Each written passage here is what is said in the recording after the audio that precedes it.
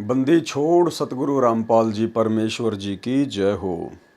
परमपिता परमात्मा सारी सृष्टि के रचनहार, कुल मालिक, असंख्य ब्रह्मांडों के स्वामी, जगत गुरु, तीनों लोकों में प्रवेश करके सबका भरण पोषण करने वाले राजाधिराज, आत्माधार, नाथों के नाथ, देवों के देव, महादेव, सर्वेश्वर, महेश्वर, मृत्युंजय, अजरो अमर, आदि अनादि, सनातनी प्रभु, जगत पिता जगदीश्वर, श्री श्री 1008 की उपाधि के वास्तविक अधिकारी, अकाल मूरत शब्द स्वरूपी राम वासुदेव, सर्वगतम ब्रह्म, परम पूज्य, प्रथम पूज्य, परम संत, परम पुरुष, परम धनी, परम दयालु, सत्य कबीर, हक्का कबीर, अल्लाहु कबीर, अल्लाहु अकबर, बाखबर, अल्लाह ताला, जगत के तारणहार, जगत के मुक्तिदाता, जगत के जगन्नाथ, हारे के सहारे, हिंदुओं के राम, मुसलमानों के अल्लाह, सिखों के वाहिगुरु, ईसाइयों के मसीह, दया के सागर दयानिधि, करुणा के सागर करुणानिधि, स्वयंभू परिभू, संकट मोचन, कष्ट हरण, मंगल करण, दुख भंजन, अविगत कबीर,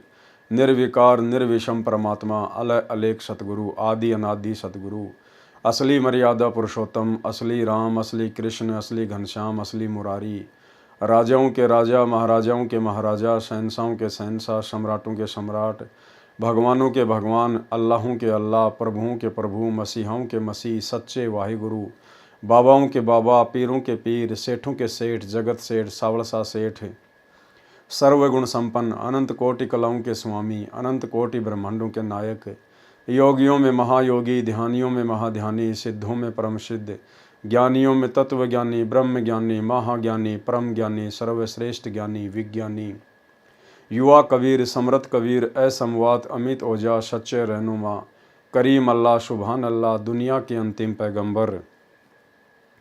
8 सितंबर 1951 से गांव धनाना, जिला सोनीपत, हरियाणा, भारतवर्ष की पावन भूमि पे प्रकट रियल कल की भगवान श्री नारायण साकार हरि, श्री बाबा साहिब, गरीब निवाज, शब्द स्वरूपी राम, संत श्रोमणी सतगुरु रामपाल जी परमेश्वर जी के चरण कमल में साध संगति से जुड़े हुए देश विदेश से सभी सत्सेवक भाई बहनों का अनंत कोटि दंडवत प्रणाम।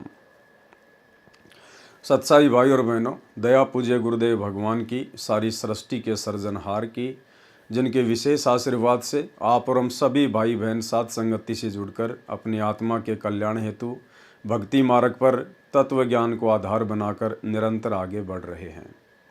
भाई और बहनों, कबीर सागर के सरलार्थ के ऊपर वीडियो बनाने की श्रृंखला जारी है।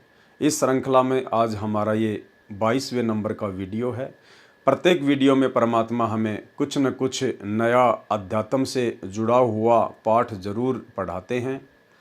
भाई और बहनों, पिछले अध्याय में हमने राजा अमर सिंह के विषय में पढ़ा, समझा और बहुत सारी बातें जो हमें सीखने को मिलती हैं, शिक्षा देती हैं, हमने अपने ऊपर लागू करने का भी प्रयास किया और लागू करेंगे तो निश्चित तौर पर परमेश्वर आप और हमारे ऊपर दया करेंगे।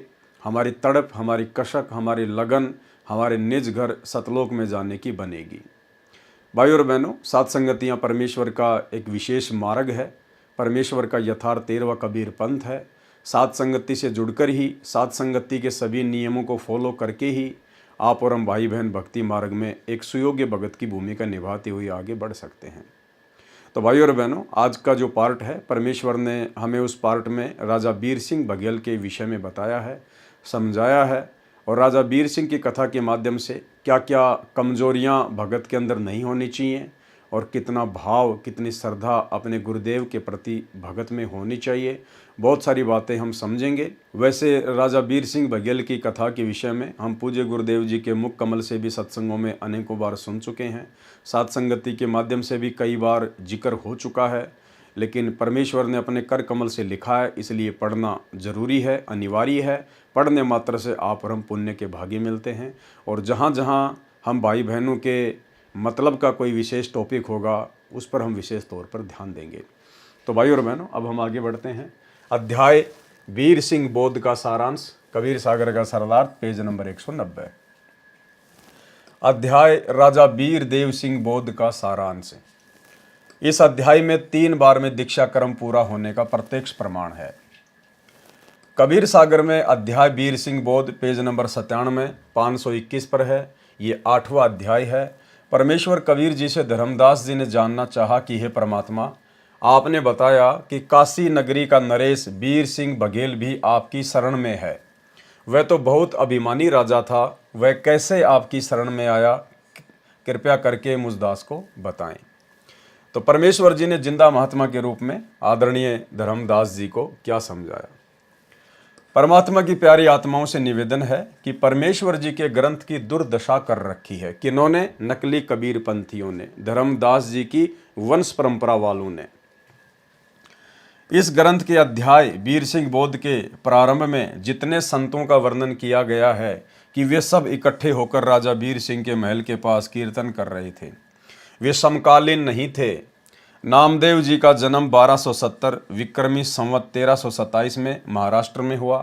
परमेश्वर कबीर जी सन 1398 विक्रमी संवत 1455 में काशी नगरी में लहर तारा नामक सरोवर में कमल के फूल पर जल के ऊपर शिशु रूप में प्रकट हुए थे। परमेश्वर कबीर जी राजा वीर सिंह बघेल के समकालीन थे। ग्रंथ का नाश करने वाले ने इन संतों को मिलकर कीर्तन करते लिखा है। श्री नामदेव, भगत धन्ना जाट, रंका बंका, ये दोनों पति पत्नी थे। रंका पुरुष था, बंका स्त्री थी। ये संत नामदेव के समकालीन थे। उस समय परमात्मा अन्य भेष में इनको मिले थे। फिर लिखा है सदन कसाई, पद्मावती आदि आदि भी उसी कीर्तन में थे। अब सत्य कथा इस प्रकार है, यानी सच क्या है पूज्य गुरुदेव परमेश्वर बताएंगे। राजा वीर सिंह को शरण में लेना। काशी नगरी का राजा वीर सिंह बघेल था। राजा में अभिमान होना स्वाभाविक है, ऐश्वर्य के साधन जुटाना स्वाभाविक है। राजा का महल सुंदर बाग में बना था। राजा ने अपने गुरु ब्राह्मण की आज्ञा से कीर्तन का आयोजन करवा रखा था। राजा स्वयं अपने महल में था। कीर्तन कुछ दूरी पर मंदिर के पास बाग में ही हो रहा था। बहुत सारे संत, ब्राह्मण, वक्ता तथा श्रोता आए थे, अपने अपने इष्ट की महिमा स्तुति कर रहे थे। रामकृष्ण, शिव, दुर्गा देवी, गणेश आदि प्रभुओं को परम मोक्षदायक, संकट मोचक, भवसागर से पार करने वाले परम प्रभु बता रहे थे। अविनाशी अजन्मा कहकर श्री ब्रह्मा जी, श्री विष्णु जी तथा श्री शिव जी के गुणगान कर रहे थे। परमेश्वर कबीर जी भी उस सत्संग में पहुंचे। कुछ दूरी पर आसन लगाकर बैठ गए। प्रवक्ता प्रवचन कर रहे थे, श्रोता झूम रहे थे। कुछ समय के पश्चात राजा के गुरु ब्राह्मण ने कहा कि हे भगत, लगता है कि आप भी सत्संग करते हो, आओ आप भी कुछ ज्ञान का प्रसाद श्रोताओं को दो। परमेश्वर कबीर जी ने कहा कि हे संत महात्माओं, आपने तो सब कुछ सुना दिया है। अब आपके ज्ञान के सामने तो सूरज को दीपक दिखाना है। मैं और क्या ज्ञान सुनाऊं। ब्राह्मण ने तथा अन्य उपस्थित भक्तों संतों ने मिलकर अनुरोध किया। परमेश्वर कबीर जी ने कहा कि मेरा ज्ञान आप सुन नहीं सकोगे, आपके कान फट जाएंगे, दिमाग की नसें सिकुड़ जाएंगी, मस्तिष्क पर त्योड़ी पड़ जाएगी, बखेड़ा खड़ा हो जाएगा, आप मेरे से झगड़ा करोगे। तो सारे पंडित और गुरुजन क्या बोले? सर्व उपस्थित संतों भक्तों ने कहा कि भगत जी, हम साधु संत भगत हैं, हम कभी झगड़ा नहीं करते। हमें कोई गाली भी देता है तो भी हम मुस्कुराकर चुपचाप चले जाते हैं। आप तो भगत हैं, आप तो परमेश्वर की चर्चा ही करोगे। जब परमात्मा ने सारी बातें बता दी ना कि भाई मेरा प्रवचन आप लोग सुन नहीं पाओगे, मैं सत्य कहूँगा, तो आपके कान फट जाएंगे। अजी नहीं, हम तो भगत हैं, भगत कभी झगड़ा थोड़ी करते हैं, गाली गलौज थोड़ी करते, हम तो साधु संत हैं। भाई और बहनों, ठीक इसी प्रकार पूज्य गुरुदेव जी के सतलोक आश्रम बरवाड़ा में रहते सहते आप और हमें भी, जितने भी श्रद्धालु वहाँ पर आते थे, सारे के सारे एक नंबर के भगत लगते थे, एक नंबर के ब्राह्मण लगते थे। अगर कोई ठग भी आ गया, कोई चोर चोरी करने के मकसद से भी आ गया और गले में यदि संत रामपाल जी का लॉकेट है, हम तो उसके ऊपर कुर्बान हो जाते थे। भगत जी सत साहिब, भगत जी मेरा बैग पकड़ना, मैं अभी नाके आया। तो ये अंधश्रद्धा भी नहीं होनी चाहिए भगत में, थोड़ा बहुत विवेक भी होना चाहिए ज्ञान को आधार बनाकर। उस समय तो हमें सभी भगत लगते थे, गुरुदेव के बेटा बेटी, भाई बंधु, रिश्तेदार, कोऑर्डिनेटर, सब एक नंबर के भगत। और वो लोग पेश भी इसी प्रकार से आते थे कि हमारे से बढ़कर तो कोई भगत है ही नहीं संगत में। जैसे ही बरवाला कांड हुआ, कुछ एक का तो बरवाला कांड में रिजल्ट सामने आ गया, कुछ एक का गुरुदेव के जेल जाने के बाद जैसे सात संगतियां शुरू हुई, उसके बाद में सबका निचोड़ सामने आ गया कि ये जितने भी परम भगत बने बैठे थे इन सतलोक आश्रमों में, गुरुदेव के कलयुगी परिवार वाले, उनके बेटा बेटी भाई बंधु रिश्तेदार, आज इन सब की राम कहानी, इन सब के कुकर्म, इन सब का अज्ञान, कितना ये गुरु को पहचान पाए, कितना ये भक्ति मार्ग पर अपनी आत्मा के कल्याण के लिए भक्ति कर रहे हैं या फिर बकवाद और मौज मस्ती के लिए भक्ति कर रहे हैं, इनका सारा निष्कर्ष आज निकल के आ चुका है सात संगतियाँ शुरू होने के बाद। किस कदर इन लोगों ने सात संगतियाँ रुकवाने के लिए भक्तों को लाठियों से, डंडों से मारा, पीटा, मुकदमे लगवाए, गाली गलौज की तो कोई सीमा ही नहीं है, पुलिस वालों को शराब पिला के पैसा दे के सात संगतियाँ रुकवाना। और वर्तमान में संगत से किस प्रकार गुरुदेव भगवान के ज्ञान और सत्संगों के विरुद्ध कुकर्म करवाकर सबको काल की गोद में बैठाना, राजनीति करवाना, स्टेडियम बनवाना, हॉस्पिटल बनवाना, गुंडों की सीबीआई जांच, आरक्षण में भक्तों को बैठाना, भक्तों के दान ज्योति पाठ का पैसा चंदे के रूप में जगत वालों को देना, रक्तदान, देह दान, आश्रमों में कैंप लगाना, शिविर लगाना, तरह तरह की बकवादें। तो आज इनका काला चेहरा, इनका काला चिट्ठा संगत के सामने निकल के आ रहा है कि वास्तव में हम जिनको परम भगत समझा करते थे, गुरुदेव के परिवार वालों को, इन कोऑर्डिनेटरों को, इनको तो गुरुदेव के तत्व ज्ञान की छींट भी नहीं है। तो ठीक इसी प्रकार जब कबीर परमेश्वर जी ने एक संत रूप में उन पंडितों से कहा कि भाई मेरा सत्संग आप सुन नहीं पाओगे, तो उन सब ने क्या कहा? सर्व उपस्थित संतों भगतों ने कहा कि भगत जी हम साधु संत भगत हैं, हम कभी झगड़ा नहीं करते, हमें कोई गाली भी देता है तो भी हम मुस्कुराकर चुप रहकर चले जाते हैं। आप तो भगत हैं, आप तो परमेश्वर की चर्चा ही तो करोगे।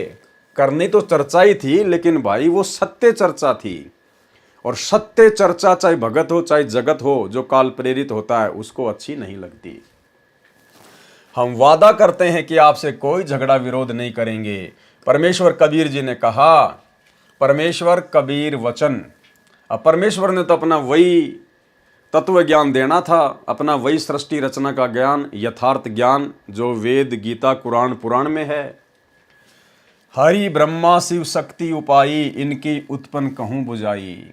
ये जो तुम्हारे ब्रह्मा विष्णु महेश हैं, आदि शक्ति दुर्गा है तुम्हारी नज़रों में, अब मैं आपको इनकी उत्पत्ति की कहानी बताता हूँ। तुम जिनको अजरो अमर कह के अभी इनकी प्रशंसा कर रहे थे।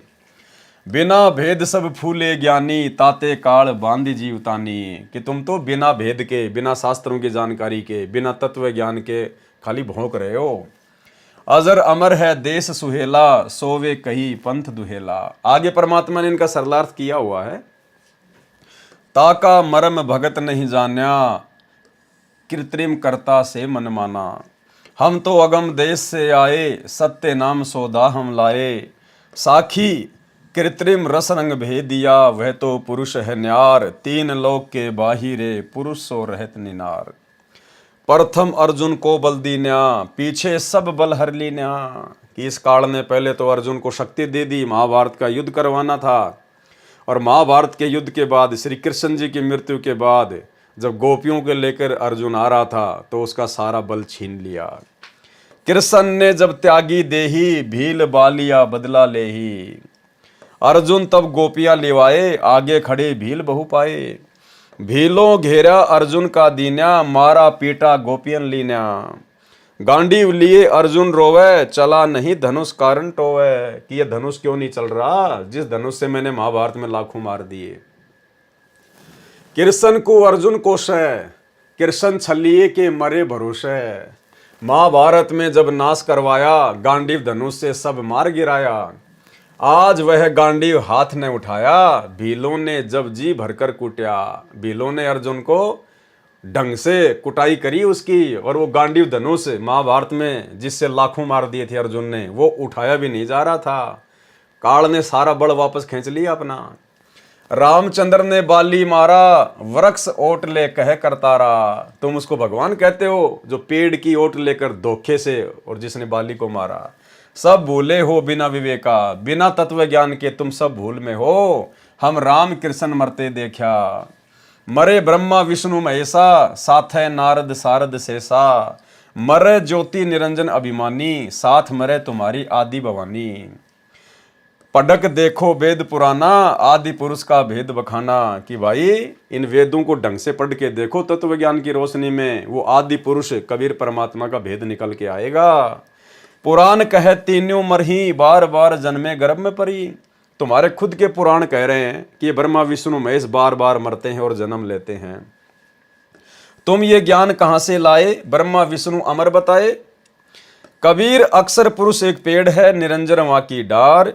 तीनों देवा शाखा हैं, पात रूप संसार। त्रिदेवा ब्रह्मा विष्णु शिव, शाखा भये पात रूप संसार। रजगुण ब्रह्मा, सतगुण विष्णु, तम गुण शंकर कहलावे रे। चौथे पद का भेद नियारा, कोई बिरला साधु पावे रे। चौथा पद यानी इस काल के विषय में भी कोई बिरला ही जान पाता है, अन्यथा इस काल की जानकारी भी यहाँ के बड़े बड़े शंकराचार्यों को नहीं है। तीन देव को सब कोई ध्यावे, चौथे पद का मर्म न पावे। ब्रह्मा विष्णु महेश को तो सब जानते हैं, लेकिन चौथा जो काल है उसका तो कोई बिरला ही भेद निकाल सकता है। चौथा छोड़ पंचम को दावे, उस चौथे काल निरंजन को छोड़कर हमने तो पांचवे की भक्ति करनी है। कहे कबीर वह हम पर आवे। पांचवा कौन है? कबीर परमात्मा। तीन तो हो गए ब्रह्मा विष्णु महेश, चौथा हो गया ये काल, और पांचवा परम अक्षर ब्रह्म परमात्मा कबीर देव। तीन गुणों की भक्ति में भूल पड़े संसार, कहे कबीर निज नाम बिना कैसे उतरो पार। तीन देव की जो करते भक्ति, उनकी कभू ना होवे मुक्ति। जब तीनों देव ब्रह्मा विष्णु महेश की खुद की ही मुक्ति नहीं है, तो भला इनकी भक्ति करने से आम प्राणियों की मुक्ति कैसे हो जाएगी। कबीर ओंकार नाम है काल का, ये जो ओम मंत्र है ये इस काल का है। याकू करता मत जान, इसी को भगवान मत मानो। साचा शब्द कबीर का, पर्दे माही पहचान। सच्चे सतगुरु की शरण में आके तत्व ज्ञान लेके फिर पहचान कर कि वास्तव में परमात्मा कौन है। तीन लोक सब राम जपत है, जान मुक्ति को धाम। रामचंद्र वशिष्ठ गुरु कियो, तिनको सुनायो ओम नाम। तीनों लोकों के प्राणी तो जो है श्री रामचंद्र जी का नाम लेके राम राम राम राम करके ही अपनी मुक्ति समझ रहे हैं कि राम राम राम राम की माला फेरने से हमारी मुक्ति हो जाएगी। परमात्मा कहते हैं उस तुम्हारे श्री रामचंद्र जी ने खुद ओम नाम का जाप किया था आजीवन, वशिष्ठ मुनि से उपदेश लेकर। यानी तुम्हारे रामचंद्र जी ने तो ओम नाम का जाप किया, और तुम खाली राम राम राम राम राम राम करके मुक्ति चाह रहे हो। कभी जिंदगी में नहीं मिलेगी। अगर गुरु और शिष्य के पेट में दर्द है तो गोली एक ही खानी पड़ेगी। राम कृष्ण अवतार हैं, इनका नहीं संसार। जिन साहब संसार रचा, सो कीन न जान्यो नार। ये राम और कृष्ण जो हैं ये अवतार हैं, भगवान नहीं है। इन्होंने संसार की रचना नहीं की है। और जिस साहब ने, जिस परमेश्वर ने संसार को रचा है, सो कीने न जान्यो नार, उसको तो किसी ने पहचाना भी नहीं है। चार भुजा के भजन में भूल पड़े सब संत। चार भुजा ब्रह्मा विष्णु महेश की चार चार भुजा हैं, ये अपनी चार चार भुजा बना सकते हैं। कहते हैं सारा संसार इन्हीं की भक्ति में उलझा हुआ पड़ा है। कबीर सुमरे तास को जाकी भुजा अनंत। कबीर परमात्मा कहते हैं हम तो उसकी भक्ति करते हैं जिसकी अनंत भुजाएं हैं। अपने आप को छुपाते हुए परमात्मा ने सत्संग किया। वशिष्ठ मुनि से त्रिकाली योगी, शोध के लगन धरे। और सीता हरण मरण दशरथ का, बण बण राम फिरे। वशिष्ठ जी जो कि श्री रामचंद्र जी के गुरु थे, गुरुदेव ने बताया जब रामचंद्र जी की शादी थी तो वशिष्ठ मुनि ने बीच में टांग अड़ा दी जबरदस्ती अपनी महिमा बनाने के लिए, और कहा कि वर्तमान में जो शादी हो रही है ना, ये नक्षत्र सही नहीं है, ये मुहूर्त सही नहीं है। अब मैं जो मुहूर्त निकालूंगा उस मुहूर्त में यदि श्री राम और सीता की शादी होगी, लक्ष्मण और उर्मिला की शादी होगी, तो कभी भी इनके जीवन में कोई संकट नहीं आएगा, सुख में जीवन रहेगा। और वशिष्ठ ऋषि को त्रिकालदर्शी माना जाता है, भूत भविष्य वर्तमान की जानने वाला। तो गुरुदेव कह रहे हैं कि 3 दिन तक वो शादी लेट कर दी गई। 3 दिन तक बारात वहीं पे रुकी रही, क्योंकि वशिष्ठ मुनि ने कहा कि 3 दिन आगे का मुहूर्त है, उसके बाद में इनके फेरे होंगे। और वहीं से जो पहले के समय में बारात 3 दिन तक रुका करती थी, आज से 30-40 साल पहले जब भी कोई शादी होती थी तो बारात को 3 दिन तक रोकने का एक रिवाज था। ये बारात को 3 दिन तक रोकने का रिवाज त्रेता युग से शुरू हुआ है। वशिष्ठ मुनि के मुहूर्त के कारण, जिसने 3 दिन आगे का मुहूर्त निकाल दिया था। उसके बाद में फिर आगे चलकर बारात को ससुराल में 3 दिन तक रोका जाता था। अब जाके इस कुप्रथा से पीछा छूटा है। और उसके बाद में क्या हुआ? उसके बाद में सीता हरण मरण दशरथ का, और वो बन बन राम फिराए। सबसे ज्यादा दुर्गति त्रेता युग में यदि किसी की हुई वशिष्ठ के द्वारा शुभ मुहूर्त निकालने के बावजूद, तो श्री रामचंद्र सीता और लक्ष्मण की हुई।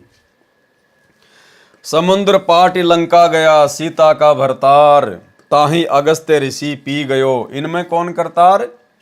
अब कहते हैं तुम तो श्री रामचंद्र जी को केवल इसी बात के लिए भगवान मान रहे हो कि उन्होंने अपनी पूरी सेना को समुद्र के ऊपर से पुल बना के और लंका में पहुंचा दिया था। परमात्मा कहते हैं वो पुल भी किसने बनाया था, वो भी जब हमारे सत्संग सुनोगे तब पता चलेगा। कहते हैं तुम तो खाली इसी एक छोटा सा एक वो पुलिया बना देने के कारण श्री रामचंद्र जी को भगवान मान बैठे। समुद्र के ऊपर तो आजकल के इंजीनियर श्री रामचंद्र जी से भी 100 गुना बढ़िया बढ़िया जो है वो पुलिये बना रहे हैं। तो क्या वो इंजीनियर भगवान हो गए क्या? और अगस्त्य ऋषि जिसने एक घूंट में 7 समुद्र पी लिए थे, इसका मतलब फिर वो तो तुम्हारे रामचंद्र से भी बहुत बड़ा भगवान हो गया। तो गुरुदेव कहते हैं इन अवतारों को भगवान मानने का जो पैमाना तुमने सेट कर रखा ना, ये तुम्हारा गलत है। गोवर्धन श्री कृष्ण धार्यो द्रोणागिरी हनुमंत, शेष नाग सब सृष्टि उठायो इनमें कौन भगवंत। काटे बंधन विपत में कठिन कियो संग्राम, चीनो रे नर प्राणियों गरुड़ बड़ो के राम। कहे कबीर चित चेतु शब्द करो निर्वार, श्री रामचंद्र को करता कहें भूली पड़ो संसार। जिन राम कृष्ण निरंजन किया सो तो करता न्यार, अंधा ज्ञान न बूझ ही कहे कबीर विचार। मुझदास रामपाल दास पर परमेश्वर कबीर जी की कृपा हुई है, यानी गुरुदेव भगवान अपने आप को छुपा रहे हैं, बाकी स्वयं ही कबीर परमात्मा है। आप और हमें तो अब अच्छी प्रकार से समझ में आ गया है। इसी संदर्भ में कुछ वाणी रची हैं जो निम्न है। प्रकरण यही चल रहा है, इसलिए ये वाणी लिख रहा हूं। यही ज्ञान परमेश्वर कबीर जी ने उपस्थित व्यक्तियों को सुनाया था। अब गुरुदेव भगवान कह रहे हैं कि उस समय जब परमात्मा को सत्संग करने का मौका दिया गया तो परमात्मा ने ये का ये ज्ञान सुनाया था, क्योंकि सुनाने वाले कौन थे? स्वयं सतगुरु रामपाल जी परमात्मा। तो परमेश्वर ने यही ज्ञान सुनाया था जो वाणियां अब वर्तमान में गुरुदेव भगवान ने अपनी तरफ से लिखी हैं, यानी हमारे पूज्य गुरुदेव सतगुरु रामपाल जी ने अपनी तरफ से ये वाणियां बनाई हैं। हमारे पूज्य गुरुदेव के द्वारा ये वाणियां बनाई गई हैं और बहुत ही मीठी और प्यारी ये वाणियां हैं। बहुत ही सरल तरीके से समझाया परमात्मा ने। युद्ध जीत कर पांडव खुशी हुए अपार, इंद्रप्रस्थ की गद्दी पर युधिष्ठिर की सरकार। महाभारत का युद्ध हुआ, पांडवों की जीत हुई और दिल्ली की गद्दी, यानी इंद्रप्रस्थ कहा जाता था पहले दिल्ली को, तो दिल्ली की गद्दी पर युधिष्ठिर की सरकार बन गई। एक दिन अर्जुन पूछता सुन कृष्ण भगवान, एक बार फिर से सुना दियो वो निर्मल गीता का ज्ञान। अर्जुन ने कहा श्री कृष्ण जी से एक दिन कि भगवान एक बार मुझे वो गीता जी का ज्ञान फिर से सुना दो जो आपने मुझे महाभारत के युद्ध में सुनाया था। घमासान युद्ध के कारण भूल पड़ी है मोहे, ज्यों का त्यों कहना भगवान तनिक न अंतर होए। कि उस समय तो भयंकर नगाड़े बज रहे थे, शोर शराबा था, युद्ध हो रहा था, अग्निबाण छूट रहे थे। भगवान मेरे ज्यादा कुछ समझ में नहीं आ पाया, आप एक बार फिर से वही ज्ञान मुझे वैसा का वैसा सुना दो। ऋषि मुनि और देवता सबको रहे तुम खाए, कि आप ऋषि मुनि देवता सबको आपने जो मुझे अपना विराट रूप दिखाया था ना, काल रूप, आप तो सभी देवी देवताओं को, ऋषि मुनियों को जो आपकी भक्ति कर रहे थे उनको भी आप खा रहे थे, आपके मुंह में जा रहे थे। इनको भी नहीं छोड़ा आपने, रहे तुम्हारा ही गुण गाए। भगवान वो तो आपकी भक्ति कर रहे थे और आप तो उनको भी खा रहे थे। कृष्ण बोले अर्जुन से ये गलती क्यों कीन। अब श्री कृष्ण जी ने कहा रे अर्जुन तेने ये गलती क्यों कर दी भाई, ऐसा निर्मल ज्ञान तेरी बुद्धि में क्यों नहीं समाया, तू भूल क्यों गया, ऐसे निर्मल ज्ञान को भूल गया बुद्धिहीन। अब मुझे भी कुछ याद नहीं, भूल पड़ी नादान, जो का त्यों उस गीता का मैं नहीं कर सकता गुणगान। इसका मतलब वो ज्ञान श्री कृष्ण जी ने नहीं बोला था, अन्यथा श्री कृष्ण जी ने बोला होता तो वो तो फिर से सुना देता, कौन सी बड़ी बात है, ऐसा का ऐसा हो तो फिर से सुना देता। लेकिन आप सबको अब मालूम हो गया है, जगत की दृष्टि में तो वो काल ने ज्ञान दिया था, लेकिन असल में कबीर परमात्मा सतगुरु रामपाल जी ने ही पूरी लीला रची थी। स्वयं श्री कृष्ण को याद नहीं और अर्जुन को धमकावे, बुद्धि काल के हाथ है चाहे त्रिलोकी नाथ कहावे। ज्ञानहीन प्रचार का ज्ञान कथे दिन रात, जो सर्वे को खाने वाला कहे उसी की बात। सब कहें भगवान कृपालु हैं, कृपया करे दयाल, जिसकी सब पूजा करें वह स्वयं कहे मैं काल। मारे खावे सबको वह कैसा कृपाल, कुत्ते गधे सुअर बनावे है फिर भी दीन दयाल। बाइबल वेद कुरान है जैसे चांद प्रकाश, सूरज ज्ञान कबीर का करे तिमिर का नाश। रामपाल साची कहे करो विवेक विचार, सतनाम व सार नाम यही मंत्र है सार। कबीर हमारा राम है वो है दीन दयाल, संकट मोचन कष्ट हरण गुण गावे रामपाल। ब्रह्मा विष्णु शिव हैं तीन लोक प्रधान, अष्टंगी इनकी माता है और पिता काल भगवान। 1 लाख को काल नित खावे सीना ताण, ब्रह्मा बनावे विष्णु पाले शिव कर दे कल्याण। अर्जुन डर के पूछता है यह कौन रूप भगवान, कह निरंजन मैं काल हूं सबको आया खान। ब्रह्म ज्ञान इसी का है वेद करे गुणगान, जन्म मरण 84 ये इसका संविधान। 4 राम की भक्ति में लग रहा संसार, 5वें राम का ज्ञान नहीं जो पार उतारन हार। ब्रह्मा विष्णु शिव तीनों गुण हैं, दूसरा प्रकृति का जाड़, लाख जीव नित भक्षण करे राम तीसरा काल। अक्षर पुरुष है राम चौथा जैसे चंद्रमा जान, 5वां राम कबीर है जैसे उदय हुआ भान। राम देवानंद गुरु जी कर गए नजर निहाल, सतनाम का दिया खजाना बरते रामपाल। परमेश्वर गुरु को महत्व देते हुए अपने आप को गुरु से छोटा सिद्ध कर रहे हैं, यानी परमेश्वर लीला कर रहे हैं गुरु शिष्य परंपरा का निर्वाह करते हुए। अन्यथा सतगुरु रामपाल जी स्वयं कबीर परमात्मा हैं, जगत गुरु हैं, इनको कोई गुरु बनाने की आवश्यकता नहीं होती है। लेकिन सांसारिक दृष्टि में भक्ति मार्ग को आगे बढ़ाने के लिए परमेश्वर ने 17 फरवरी 1988 को आदरणीय राम देवानंद जी को, जिन्हें हम अपना दादा गुरु जी कहते हैं, उनको अपना मुंह बोला गुरु बनाया था। परमेश्वर कबीर जी के उपरोक्त सत्य ज्ञान को सुनकर सर्व श्रोता आश्चर्यचकित रह गए। जो वक्ता थे वे जल भुन गए। एक तो राजा का ब्राह्मण गुरु था, वह राजा के पास गया और राजा से कहा कि हे राजन, हम जिन ब्रह्मा विष्णु शिव ब्रह्मा हरि हर को परमात्मा अविनाशी मानते हैं, कबीर जुलाहा कह रहा है कि ये नासवान हैं, इनकी भक्ति करने से मुक्ति नहीं हो सकती। ब्रह्मा विष्णु शिव का पिता काल है जिसने श्री कृष्ण जी में प्रवेश करके गीता का ज्ञान दिया है। इनकी माता दुर्गा है, इन सबसे शक्तिमान अन्य परमेश्वर है जो कभी जन्मता मरता नहीं। जो आप पत्थर की मूर्ति को प्रभु मानकर पूजते हो, यह एक कारीगर द्वारा निर्मित है। बनाते समय कारीगर ने इसकी छाती पर पैर रखकर छैनी और हथौड़े मारकर आकार दिया है। इसका रचनहार निर्माता कारीगर है। यह बनावटी देव किसी काम का नहीं। क्या कभी इस मूर्ति भगवान ने आपसे बातें की है? क्या किसी कष्ट का समाधान बताया है?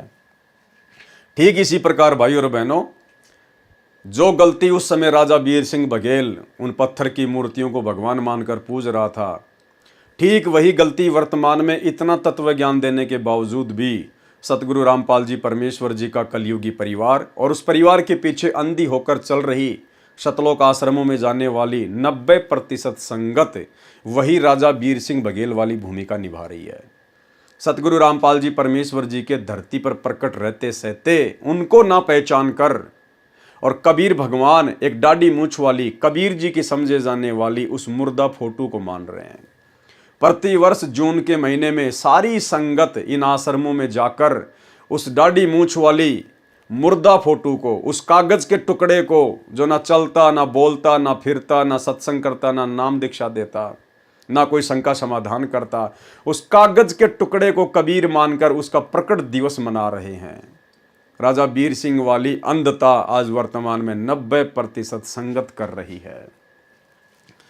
मूर्ति कूटी पत्थर की बनाई, कारीगर छाती दे पाही, भक्ति ज्ञान योग का भेवा, तीर्थ व्रत जब तब सब सेवा।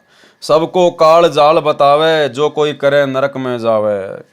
राजा ने एक छड़ीदार अर्थात सिपाही को कबीर जी को बुलाने के लिए भेजा। सिपाही ने कहा कि हे संत जी, आपको राजा ने बुलाया है। परमेश्वर कबीर जी ने कहा, परमेश्वर कबीर वचन। अब गुरुदेव भगवान ने क्या कहा? कहे कबीर बचन स्थाई, के ही कारण मोई राय बुलाई। कि भाई क्या कारण है? जो राय अर्थात राजा ने मुझे बुलवाया है। ना हम पंडित ना प्रधाना, ना ठाकुर चाकर ते ही जाना। ना मैं कोई पंडित हूं, ना कोई प्रधान हूं, ना कोई ठाकुर हूं, ना तुम्हारे राजा का कोई नौकर हूं। ना हम बिराना देश बसावें, ना मैंने राजा से कोई देशद्रोह किया, ना मैंने कोई विद्रोह किया कि मैं कोई नया कोई देश बसाना चाहता हूं। ना हम नाटक चेटक लावें, पैसा दमरी नाई हमारे, के ही कारण मोई राय हंकारे। गरज होए तो यहाँ चली आवे, राजा को आवश्यकता है तो यहाँ चल के आ जाएगा। हम तो बैठे भजन करावें, साखी छड़ीदार तुम जाए कह, कहो राय के पास, महाप्रचंड बघेल है, हम नहीं मानत त्रास। भावार्थ, परमेश्वर कबीर जी ने कहा कि मेरे को राजा से कोई काम नहीं है, यदि राजा को आवश्यकता है तो यहां आ जाए। ठीक इसी प्रकार भाई और बहनों, वर्तमान में पूज्य गुरुदेव भगवान के जेल जाने के बाद अगर ये सरकारें भी, चाहे बीजेपी सरकार हो, चाहे कांग्रेस सरकार हो, चाहे हरियाणा की कोई भी पार्टी हो, अगर ये लोग भी संत रामपाल जी के परिवार के पास में, इन कोऑर्डिनेटरों के पास में, संत रामपाल जी के छोटे भाई के पास में अगर भगतों से वोट डलवाने के लिए कहते या बोलते कि आप हमें समर्थन कीजिए, आप हमें सपोर्ट कीजिए, तो इन लोगों को इस प्रकार से जवाब देना चाहिए था इन राजनीतिक पार्टियों को कि भाई हम तो सत्य कबीर पंथ से जुड़े हुए कबीर परमेश्वर सतगुरु रामपाल जी के अनुयायी हैं, और हमारा जो कबीर पंथ है ये गैर राजनीतिक संस्था है, हमारा राजनीति से कोई लेना देना नहीं है। तुम राजा लोग अपना काम करो, हम भगत लोग अपना काम कर रहे हैं, आप और हमारा कोई मेल ही नहीं है। हम क्यों राजनीति में आएंगे जब तुम राजा लोग भक्ति मार्ग में नहीं आ रहे, जब तुम लोग नाम दीक्षा लेकर और संत रामपाल जी का ज्ञान ग्रहण नहीं कर रहे, तो हम लोग जबरदस्ती तुम्हारी राजनीति में पढ़कर तुम्हारा सपोर्ट क्यों करें। इसके बावजूद भी संत रामपाल जी के परिवार ने उन राजनेताओं की गुलामी को स्वीकारा, उन राजनेताओं की चप्पल चाटना इन्होंने उचित समझा। अन्यथा अगर सच्चे कबीर सतगुरु रामपाल जी के ये लोग सच्चे भगत होते, तो जिस प्रकार हमारे गुरुदेव भगवान ने राजा बीर सिंह के नौकर को जवाब दिया कि भाई ना मैं कोई ठाकुर हूं, ना मैं कोई प्रधान हूं, ना मैं कोई तेरे राजा का चमचा हूं, और ना मैंने कोई ले रखा कुछ, और तेरे राजा को अगर गर्ज है तो यहां आ जाएगा। वर्तमान में अगर ये सच्चे भगत थे ना, तो इन लोगों को इस प्रकार से जवाब देना चाहिए था, लेकिन इनके पास तो कोई ऑफर आया ही नहीं, इनके पास तो कोई ऑफर आया ही नहीं। अगर किसी राजनीतिक पार्टी का ऑफर आ जाता, भाई और बहनों, ये तो फूल के गुब्बारे हो जाते, ये तो अपना तन मन धन सब कुछ न्यौछावर कर देते। ये तो जबरदस्ती राजाओं के अंदर घुसे, जबरदस्ती। और गुरुदेव भगवान ने हमें एक सत्संग में क्या बताया काफिर के अंग में, कि भाई जो अपने से जो ठाडा होता है, जो अपने से ताकतवर होता है हर प्रकार से, भगत ने उसके अंदर नहीं घुसना चाहिए, भगत ने अपने भक्ति भाव में रहना चाहिए। और गुरुदेव ने एक गीदड़ और एक ऊंट की कहानी सुनाई। गुरुदेव ने बताया कि एक बार एक ऊंट मर गया, और भाई बरसात का समय था, और एक गीदड़ उस ऊंट को खाता खाता खाता खाता अंदर से उसने खोखला कर दिया, और ऊंट के अंदर जा घुसा। ऊपर से बारिश हो गई, और बारिश के कारण ऊंट का पेट फूल गया, और वो जो द्वार था, जो रास्ता था, वो हो गया बंद, और गीदड़ तो अंदर की अंदर पैक हो गया। अब गिद्दर मारे किलकी, लैट्रीन करे, पेशाब करे, चिल्लावे, अब बाहर कैसे निकले। अब 2-3 दिन की मशक्कत के बाद में देह टक्कर, फिर अचानक से वो खुला। अब गीदड़ ने तो छलांग लगा दी, पीछे मुड़ के भी नहीं देखा, और बाकी अपने परिवार वालों के पास में गया, अन्य जहाँ रहा करते थे, अन्य जो गीदड़, उन लोगों ने कहा, अरे 2-4 दिन से तू दिखाई नहीं दिया, कहाँ चला गया था। उसने कहा, भाई चला कहाँ गया था, एक शिक्षा तो मेरे को मिल गई, क्या, अपने से ठाडे के अंदर कभी नहीं घुसना चाहिए, अपने से ताकतवर के अंदर कभी भी जबरदस्ती नहीं घुसना चाहिए। तो भाई और बहनों, उस गिदड़ की तरह ये सतलोक आश्रम मैनेजमेंट हरियाणा वाले, गुरुदेव के परिवार वाले, अपने से ठाडे, अपने से ताकतवर काल के एजेंट इन राजनेताओं के अंदर जबरदस्ती घुस चुके हैं। अब इसका परिणाम भी उस गिदड़ की तरह आने वाले समय में इनको भोगना पड़ेगा। तो जिस प्रकार हमारे बाप ने जवाब दिया एक राजा को, अगर उसी बाप की अगर ये नेक संतान होती, वर्तमान में जो गुरुदेव के बेटा बेटी भाई बंधु रिश्तेदार कोऑर्डिनेटर, तो ये जवाब देते। लेकिन राजनेताओं ने तो कोई ऑफर दिया ही नहीं। ये तो जबरदस्ती राजनेताओं से ऑफर ले रहे हैं, जबरदस्ती अपने आश्रम चलाने के लिए। इनको इतना डर है, इतना भय है कि यदि हमने सरकार का सपोर्ट नहीं किया, बीजेपी का, तो हमारे आश्रम नहीं चलेंगे। इनको भगवान पे भरोसा नहीं है, इनको अपने गुरु पे भरोसा नहीं है, क्योंकि गुरु पे तो भरोसा उस समय होगा जब गुरु का आदेश होगा आश्रम खोलने का। इन्होंने तो राजनेताओं को अपना बाप बना रखा है, इनको तो राजनेताओं की चापलूसी करनी है, धंधा करना अपना। परमेश्वर कबीर जी ने कहा कि मेरे को राजा से कोई काम नहीं है, यदि राजा को गरज अर्थात आवश्यकता है तो यहां आ जाएगा। न तो मैं पंडित हूं, न राजा का नौकर हूं, न ठाकुर, न कोई भिन्न देश बना रहा हूं, यानी ना मैं कोई देशद्रोही हूं, न मैं कोई जादू जंतर चेटक टूणे टोटके करने वाला। मुझे किस कारण से राजा ने बुलाया है, हम नहीं जाते। सिपाही ने जाकर नमक मिर्च लगाकर राजा को बताया। राजा बुद्धिमान भी होते हैं। राजा बीर सिंह बघेल ने विचार किया कि लालची संत होता तो दौड़ा आता। राजा के बुलाने पर भी नहीं आया तो देव स्वरूप है, व्यक्ति नहीं है। राजा बीर सिंह का कबीर जी के पास जाना। अब जैसे राजा बीर सिंह उठकर चले, प्रभावित हुए कि संत अगर होता सामान्य तो दौड़ा चला आता कि राजा ने बुलाया, पता नहीं क्या दान दक्षिणा देगा, कितनी गाय दान में देगा, कितना सम्मान देगा। लेकिन परमात्मा ने साफ साफ मना कर दिया। आप और हमें शिक्षा दे रहे हैं परमात्मा। ये कहानियां खाली हमने पढ़ने तक सीमित नहीं रखनी है कि गुरुजी ने लिख दी, हमने इनको पढ़ लिया और साइड में रख दिया। हमने इन पे चिंतन मनन करना, इनका निष्कर्ष निकालना है, इन कथाओं का। गुरुदेव के परिवार ने तो जो गलती करनी थी काल प्रेरणा से वो कर दी। आने वाले समय में चाहे कितना ही काल का दबाव क्यों ना हो, कितना ही बड़ा कोई अहंकारी, कोई खूंखार राजा क्यों ना हो, हम भक्तों ने राजनीति की तरफ मुंह करके भी नहीं सोना है। जो गुरुदेव का वचन है, प्रत्येक वचन पे चलना है हमने। तो जैसे राजा बीर सिंह बघेल गया, परमात्मा ने लीला की, जमीन से 1 हाथ ऊंचा अपना आसन लगा लिया। केवल राजा बीर सिंह बघेल को जमीन से ऊपर उठे हुए दिखाई दे रहे हैं, बाकी लोगों को जमीन पर बैठे हुए दिखाई दे रहे हैं। कीन विवेक राय दिल माही, नहीं आए कबीर हम जाही। वह तो सत्य भक्ति चित दीन्या, कारण कौन त्रास मम कीन्या। यही विधि कीन विवेक विचारा, तब ही राजा आप सिंधारा। खुद राजा गया चल के, हुक्म पाए आए असवारा, गज और तुरंग सु साज संवारा। आवत देखा जब हम भाई, तब हम लीला एक बनाई। परमात्मा ने लीला की। आसन अधर कीन तेहिवारा, 1.25 हाथ धरती से न्यारा। परमात्मा ने धरती से 1.25 हाथ यानी तकरीबन 2-2.5 फुट ऊंचा अपना आसन लगा लिया हवा में। माला तिलक और टोप बिराजे, हाथ सवेत कुवरी सो छाजे। नरपति देखी अचरज मन कीन्या। नरपति यानी राजा ने देखा और आश्चर्यचकित रह गया, ये तो पुरुष न देखे कभी। धन्य धन्य स्तुति सब गावे, धन्य कबीर चरण सब ध्यावे। राजा चरण दोऊ पकड़ी भाई, धन्य धन्य नरप करी बड़ाई। कहे राय धन भाग हमारा, दर्शन दीन आए करतारा।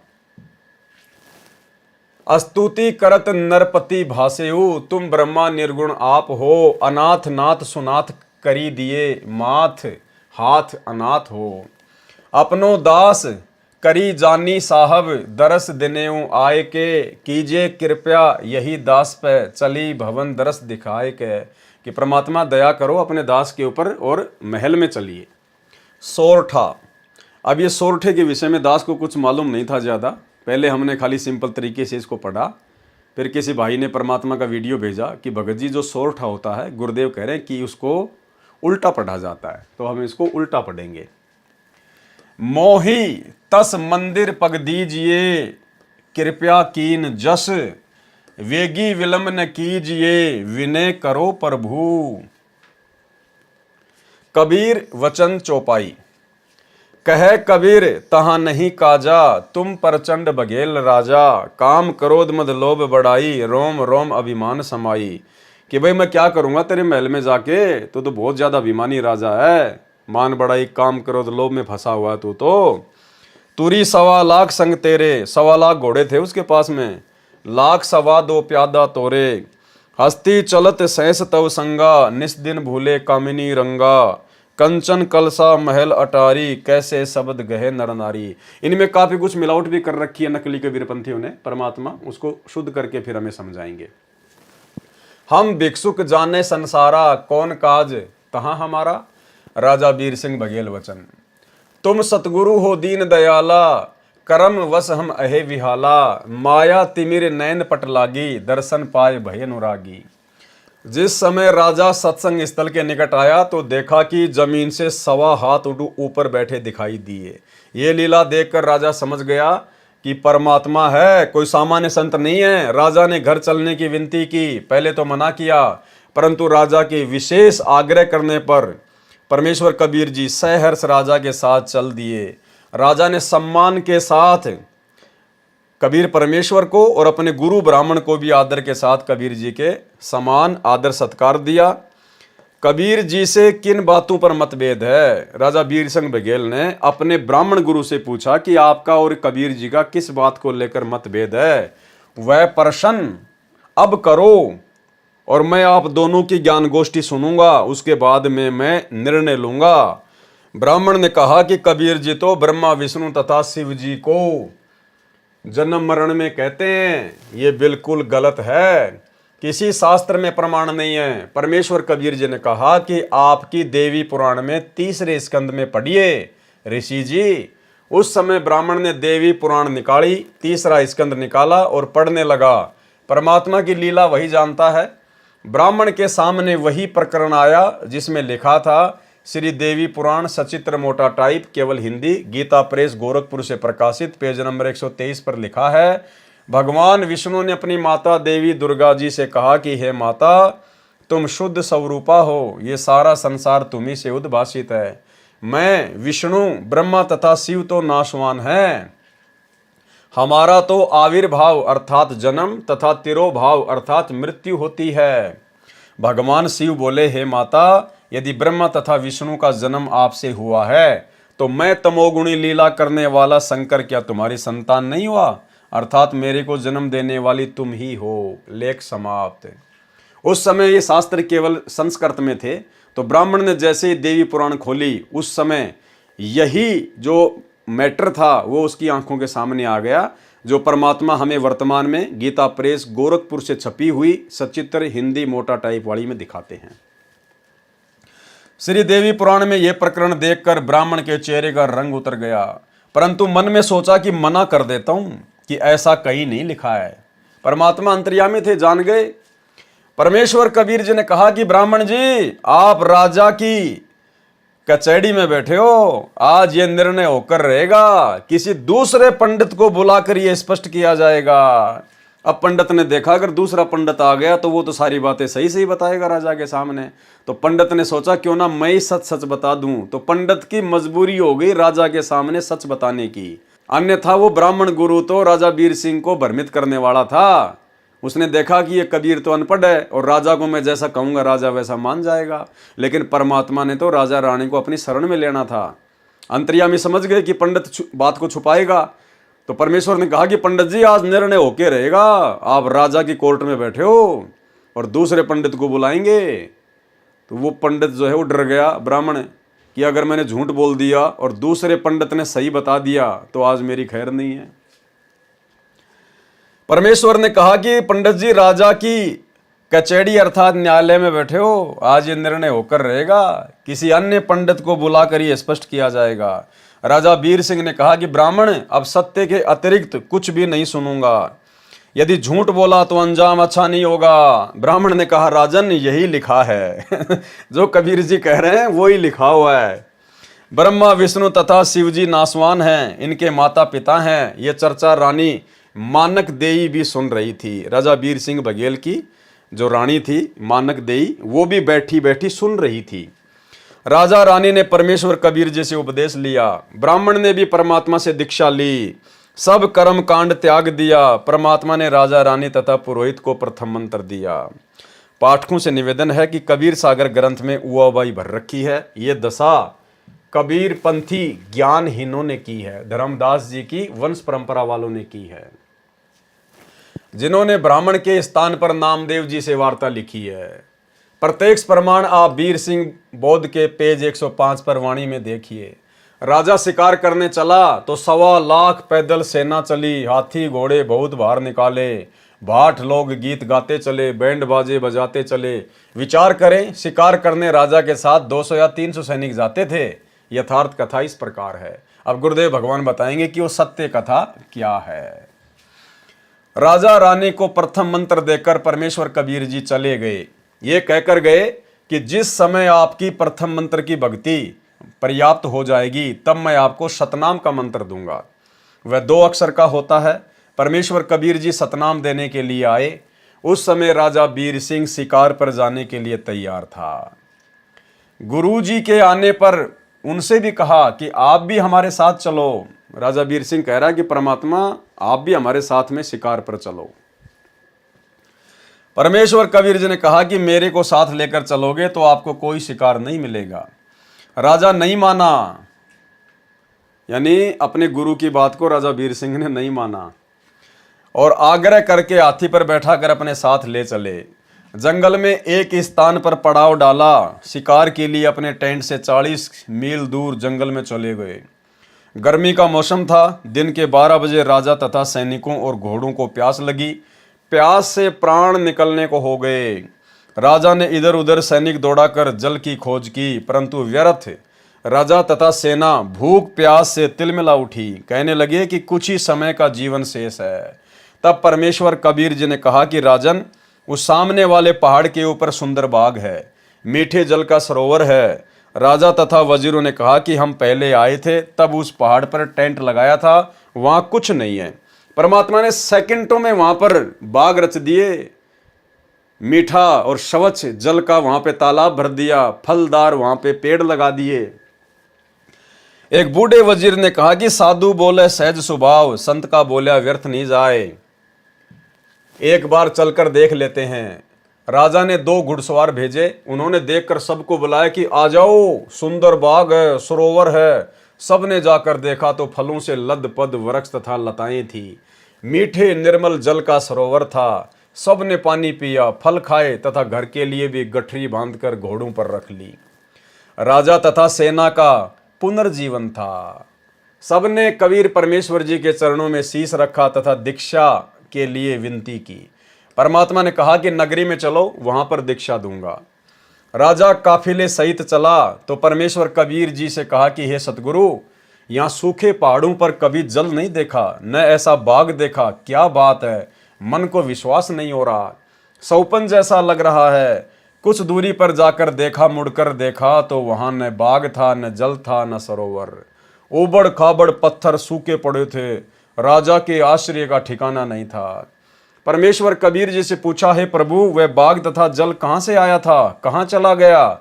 परमेश्वर कबीर जी ने कहा कि ये बाग तथा जल सत्य लोक से आया था, वह हमारा परम धाम सतलोक है। घोड़ों पर फल मेवा रखी थी, सौपन भी नहीं कहा जा सकता था। ये लीला देखकर परमेश्वर से सर्व वजीरों ने, सैनिकों ने नाम लिया। राजा ने रानी को बताया तो वह भी आश्चर्य करने लगी। सर्व सैनिकों तथा मंत्रियों ने रानी को बताया, फल खाने को दिए तथा परमेश्वर कबीर जी का गुणगान किया। तब रानी को विश्वास हुआ। कबीर जी ने राजा से कहा कि आज के बाद शिकार नहीं करेगा। राजा ने प्रतिज्ञा ली कि भविष्य में कोई जीव हिंसा नहीं करूंगा। राजा वीर सिंह बघेल तथा रानी मानक देई का पहला नाम शुद्ध किया तथा सत्य नाम दिया। परमेश्वर कबीर जी ने राजा तथा रानी से कहा कि आपको सारनाम भी मिलेगा, तब आपका कल्याण होगा। आपने प्रथम मंत्र तथा सत्य नाम का जाप अत्यधिक करना है, तब सारनाम मिलेगा, तब आपका मोक्ष होगा। राजा तथा रानी को प्रथम नाम 7 मंत्र का दिया। हालांकि भाई और बहनों, परमेश्वर ने उस समय 7 मंत्र किसी को भी नहीं दिए थे। केवल बीच बीच के जो 5 मंत्र हैं, इन 5 प्रधान देवताओं के, जो हमारे शरीर में बने कमलों में निवास करते हैं, केवल परमेश्वर ने वही उनको मंत्र दिए थे। यहाँ परमेश्वर के लिए लिखना जरूरी है, अनिवार्य है, क्योंकि परमात्मा ये साबित करेंगे कि वर्तमान में जिस प्रकार मेरे द्वारा 3 चरणों में नाम दीक्षा को पूरा किया जाता है, उसी प्रकार से राजा बीर सिंह बघेल को भी 3 चरणों में दीक्षा दी थी। अर्थात विश्वास के लिए, एक एफिडेविट के लिए परमात्मा ने यहाँ पर ये बातें लिखी हैं। प्रमाण कबीर सागर के अध्याय बीर सिंह बोध के पेज नंबर 113 पर कबीर वचन, करी चौका तब नारियल मोरा, करी आरती भयो पुनि भोरा, तिनका तोरी पान लिख दे हूँ, रानी राय अपना कर ले हूँ। बहुतक जीव पान मम पाए, तागट पुरुष नाम सात आए, जो कोई हमरा बीरा पावे, बहुर न योनि संकट आवे। बीरा पावे बहुते छूटे, बिनु बीरा यम धरी धरी लूटे, सत्य कहूँ सुन धर्मदासा, बिन बीरा पावे यम फांसा। बीरा, बीरा यानी नाम, मंत्र। बीरा पाए राय भय सुभागा, सत्य ज्ञान हृदय में जागा। काल जाल तब सबे पराना, जब राजा पायो परवाना। गद गद कंठ हरस मन बाडा, विनती करे राजा होय ठाडा। प्रेमासुरु दोई नयन दरड़ावे, प्रेम अधिकता वचन न आवे। राजा बीर सिंह का स्तुति करना, कबीर परमात्मा की स्तुति करना। करुणा रमन सदगुरु अभय, मुक्ति धामी नाम हो। पुलकित सादर प्रेम वश होए, सुधरे सो जीवन काम हो। भव सिंधु अति विकराल, दारुण तासु तत्व बुझाए हूँ। अजर बीरा नाम दे मोही, पुरुष दरस कराए हूँ। सोरठा, चलिए वही लोक को, राय चरण गए धाए। जरा मरण जेही घर नहीं, जवां हंस रहाए। कबीर परमेश्वर के वचन, आदि अंत जब नहीं निवासा, तब नहीं दूसर हते अवासा। तोन नाम राजा कह दीन्या, सकल जीव आपन कर लीन्या। राय श्रवण जब नाम सुनाई, तब प्रतीति राय जीव आई। सत्य पुरुष सत्य है फूला, सत्य शब्द है जीव को मूला। सत्य दीप सत्य है लोका, नहीं शोक जहाँ सदा अशोका। सत्य नाम जीव जो पावे, सोई जीव तेहि लोक समावे। ऐसो नाम सुहेला भाई, सुनत ही काल जाल नसी जाई। सोई नाम राजा को जो पाए, सत्य पुरुष दर्शन चितलाए। ऐसो नाम है खसम का, राय सुरती कर लीन। हर्षित पहुंचे पुरुष घर, यम ही चुनौती दीन। उपरोक्त वाणी से स्पष्ट हुआ कि परमेश्वर कबीर जी ने राजा रानी को 2 चरणों में दीक्षा दी, फिर ज्ञान समझाया कि सार शब्द के बिना सत्य लोक प्राप्ति नहीं होगी। ये प्रेरणा पाकर राजा को सारनाम प्राप्ति की लगन लगी। सारनाम प्राप्ति के लिए प्रथम तथा द्वितीय मंत्र की सच्ची लगन से भक्ति की। एक दिन परमेश्वर कबीर जी राजा बीर सिंह बघेल के घर पर आए, आदर सम्मान किया तथा आसन पर बैठाकर राजा रानी ने परमेश्वर स्वरूप गुरु के चरण धोकर चरणामृत लिया। राजा रानी ने परमेश्वर स्वरूप यानी परमात्मा स्वरूप, और परमात्मा के स्वरूप भाई और बहनों कोई दूसरा नहीं हो सकता, खुद परमात्मा ही होता है। अगर कोई परमात्मा के समान हो गया, कोई परमात्मा के स्वरूप हो गया, फिर तो परमात्मा 2 हो गए, जबकि परमात्मा तो एक ही है।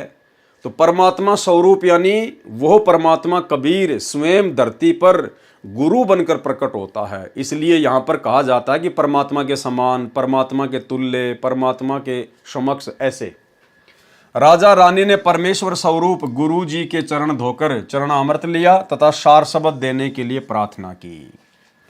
अब सार शब्द के लिए भाई और बहनों, हमने एक पिछले वीडियो में बहुत अच्छे से जिक्र किया था परमेश्वर जी के आशीर्वाद से। यहाँ परमात्मा ने सार शब्द का जिक्र किया, सतनाम का जिक्र किया, प्रथम मंत्र का जिक्र किया, केवल ये प्रमाणित करने के लिए कि वर्तमान में जो दीक्षा दी जा रही है उनके द्वारा वो सत्य है, क्योंकि कबीर परमात्मा भी 650 साल पहले इसी प्रकार से 3 चरण में दीक्षा दिया करते थे। लेकिन वर्तमान में सार शब्द के योग्य हम कैसे बनेंगे, सार नाम के हम योग्य कैसे बनेंगे, और क्या वर्तमान में जो सार नाम दिया जा चुका है बरवाला कांड से पहले या बरवाला कांड के बाद इन आश्रमों में डीवीडी से गुरुदेव के परिवार के द्वारा, वो कितना सही है, वो सत्य है, या खाली एक नकली बंदूक गुरुदेव भगवान ने हमारे रिहर्सल के लिए भक्तों को पकड़ाई है। इसका विस्तार से पूरा बायोडाटा आप और हम भाई बहन दास ने पहले जो एक वीडियो बनाया था बीर सिंह बघेल के ऊपर, सार नाम सार शब्द के ऊपर, उस वीडियो को थोड़ा सा हम दोबारा से सुनेंगे और भाई और बहनों, उसके बाद हमें बिल्कुल हर प्रकार से सारी बातें समझ में आएंगी, क्योंकि आज्ञा का जो मैटर है परमात्मा ने वही लिखा हुआ है कि वहाँ पर वो विधवा ब्राह्मणी रहती थी चंद्रप्रभा नाम की। परमेश्वर ने राजा वीर सिंह से कहा कि भाई आप उसके पास जाइए, मुझे एक धोती की आवश्यकता है। उस ब्राह्मणी ने गंगा जी का जल लाकर अपने आंगन में कपास उगाकर उसने सूत काट कर और जगन्नाथ भगवान के लिए जो है एक वो साड़ी बनाई है। वो साड़ी, वो धोती आप ले आओ, फिर आपको सार शब्द दूंगा। राजा वीर सिंह गया, ब्राह्मणी ने उसको मना कर दिया। फिर वो जगन्नाथ गई, फिर जगन्नाथ से आकाशवाणी हुई, धोती बाहर आंगन में फेंक दी। वापस वहाँ से रोती रोती आई और भविष्यवाणी हुई थी कि नालायक, वो जगन्नाथ तो काशी में बैठा है कबीर। जब उस जगन्नाथ ने तेरे से धोती मंगाई थी तूने उस समय क्यों नहीं दी? अब हम भी स्वीकार नहीं करेंगे। तो पूरा मैटर परमात्मा ने दया बख्शी हुई है। दास ने इसी कबीर सागर के सरलार्थ के ऊपर जो पहले वीडियो बनाए हैं उनमें ये प्रकरण हम पहले ले चुके हैं। तो दास उसी वीडियो को थोड़ा सा, जो केवल सार शब्द तक का मैटर है, उतना हम सुनेंगे। बाकी आगे वही सारा का सारा मैटर लिखा हुआ है, तो आप जी सुनिए। तो देखिए भाई और बहनों, ये वीडियो जो आपको दास दिखाने जा रहा है, इस वीडियो में परमात्मा ने 650 साल पहले काशी नरेश राजा वीर सिंह बघेल को जब उसने कहा परमात्मा से, जो गुरु रूप में आए हुए थे कबीर परमेश्वर, तो राजा वीर सिंह को सार नाम के बारे में पता चला, सार शब्द के बारे में पता चला। तो राजा वीर सिंह ने कहा, जी गुरु जी दया करो जी, सार नाम दे दो, सार नाम दे दो, सार नाम दे दो, सार शब्द दे दो। तो परमात्मा को तो मालूम था कि वर्तमान में तो किसी को ये मंत्र देना ही नहीं है, कोई योग्य है ही नहीं। ये मंत्र तो मुझे योग्य आत्माओं को कलयुग की पिछली पीढ़ी में देने हैं। लेकिन परमात्मा ने उदाहरण तैयार करने थे कि कलयुग की पिछली पीढ़ी वाले कोई गलती ना कर दे, उसलिए परमात्मा ने वो उदाहरण बनाए धर्मदास जी के माध्यम से, वीर सिंह बघेल के माध्यम से। और परमेश्वर ने क्या कहा, क्या शर्त रखी राजा वीर सिंह के सामने सार शब्द को प्राप्त करने की। और अंत में राजा वीर सिंह को समझ में आ गया कि तू तो प्रथम नाम प्राप्त करने के योग्य भी नहीं है, सार शब्द सार नाम तो बहुत दूर की बात है। ये 4 मिनट का सत्संग हमें बहुत गहरी शिक्षा देगा, बहुत गहरी। जो भाई बहन वर्तमान में सतलोक आश्रमों से अपने गुरुदेव भगवान के ऊपर विश्वास ना करके, उनके बाहर आने का इंतजार ना करके, जो गुरु गद्दारी उन्होंने दिखाई है, ये गुरु गद्दारी में आता है, गुरु के साथ में धोखा करने में आता है। गुरु तुम्हारा संघर्ष कर रहा है भक्ति में समय लाने के लिए, और तुम लोगों ने अपने गुरु से गद्दारी करते हुए, उनके बाहर आने का इंतजार ना करते हुए, उनके ऊपर अविश्वास जाहिर करते हुए, क्या पता गुरु जी आए नहीं आए, हमें सार नाम नहीं मिला तो हम सतलोक कैसे जाएंगे। अरे ड्राइवर के बिना चाहे ट्रेन में जाके बैठ जाओ, कहीं नहीं जा पाओगे। और काल प्रेरणा से सतलोक आश्रम मैनेजमेंट हरियाणा से एक एक पाठ प्रकाश के पैसे देकर और नकली सार शब्द लेकर अपने आप को मुक्त हुआ मानकर घूम रहे हैं। अब उनकी आंखें खुलेंगी कि तुम्हें जो दिया गया है ना, वो तो धोखा है, धोखा। असली सार शब्द कब मिलता है? और आप लोगों के साथ में वही होगा जो राजा वीर सिंह के साथ में हुआ। यानी जब राजा वीर सिंह बघेल ने सार नाम के लिए गुरुदेव से बार बार अर्ज की, तो कबीर परमेश्वर ने कहा कि भाई तेरे को सार नाम दे दूंगा, लेकिन एक शर्त है, वो तेरे को पूरी करनी पड़ेगी। बोला जी क्या, आदेश करो। बोला तेरे नगर में, तेरे राज्य में एक विधवा ब्राह्मणी रहती है, वो तेरी गुरु बहन है, उसने भी उपदेश लिया हुआ है। राजा को इस बात का पता नहीं था। और परमेश्वर ने कहा था कि ऐसे वैसे उसने गंगा जी का जल ला लाकर अपने आंगन में एक बाड़ी बनाकर कपास की खेती करके अपने हाथों से सूत काट के उसने एक साड़ी बनाई है।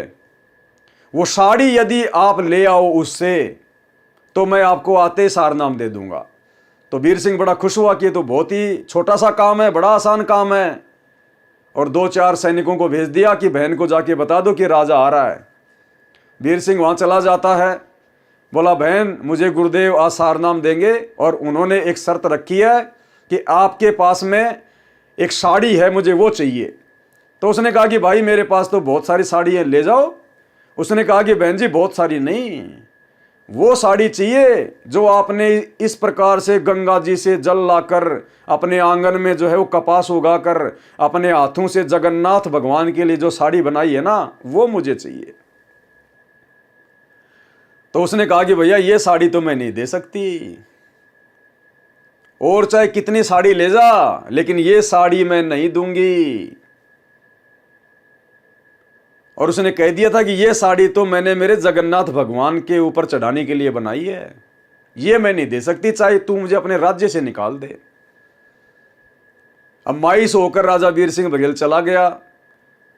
परमात्मा ने बात पूछी तो वीर सिंह ने सारी बात बता दी। तो अंतर्यामी परमात्मा ने कहा कि भाई वो क्या करेगी उस साड़ी का। बोला जी वो कह रही थी कि मैं अपने भगवान जगन्नाथ के वहां चढ़ाऊंगी जाके। तो परमात्मा ने देखा कि ये तो मायूस हो गया राजा वीर सिंह। परमात्मा ने कहा कि भाई एक काम कर, चल मैं शर्त को थोड़ा ढीला कर देता हूं। तो ऐसा कर, जब वो साड़ी जगन्नाथ भगवान के चढ़ाने के लिए जाए उस समय कुछ सैनिक साथ में भेज देना। लड़की की जात है, लंबा रास्ता है, चोर उचक्कों का कुछ पता नहीं। और जब वो लड़की साड़ी चढ़ाकर जगन्नाथ में वापस आ जाएगी उस समय मैं तेरे को सारनाम दे दूंगा। राजा बड़ा खुश हुआ और सैनिकों को भेज दिया अपनी बहन के पास कि बहन को जाके बोल दो अपनी बहन को पालकी में बैठा के ले जाऊंगा, रथ में बैठा के ले जाऊंगा। सैनिक गए, सारी बात बताई। उसने कहा भाई मैं तो पैदल जाऊंगी, पैदल अपने भगवान के।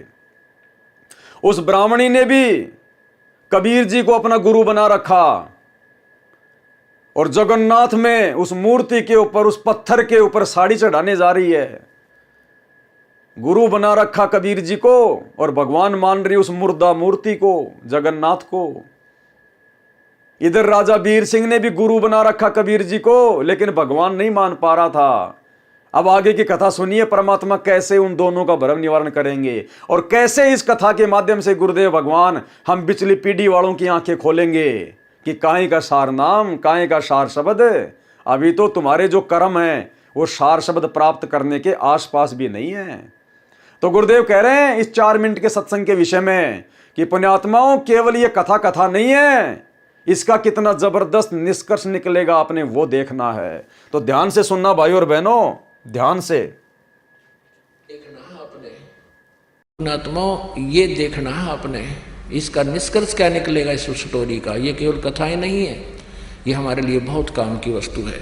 अब जब ये बात सुनी उस बहन ने, वह गदगद होगी, शुक्र मनाया जगन्नाथ भगवान का।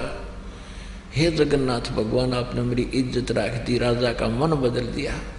उन्होंने पता कौन सा जगन्नाथ बदलना लग रहा है इसके मन को, इतनी बुद्धि कमजोर थी मारी। और कहा, सारी बात सुनकर कहने लगी भाई ना तो मैं रथ में बैठूं, मैं तो पैदल जाऊंगी, राजा का शुक्रिया है, अगर तुम मेरे साथ चलो तो मुझे कोई इतराज नहीं। ऐसा ही हुआ, लड़की चली गई, सैनिक साथ चल पड़े रथ लेकर, खाने पीने की व्यवस्था उसमें अपनी ले ली, वो लड़की पैदल गई वहां तक। अब शाम में पहुंचे, सुबह नहा धोकर उस बहन ने वह अपनी जो धोती हाथ से बना रखी थी वो चादर लेकर भगवान जगन्नाथ के मंदिर में मूर्ति के चरणों में रखना चाहिए, रखते ही और कहा कि इस दासी की तुच्छ भेंट स्वीकार करना जगन्नाथ। वो धोती वहाँ से उठी और उस जगन्नाथ के मंदिर के प्रांगण में जाकर पड़ी और आकाशवाणी हुई कि नालायक, जगन्नाथ तो काशी में बैठा है, वो कबीर परमात्मा इज जगन्नाथ, तो किस धक्के खाना की।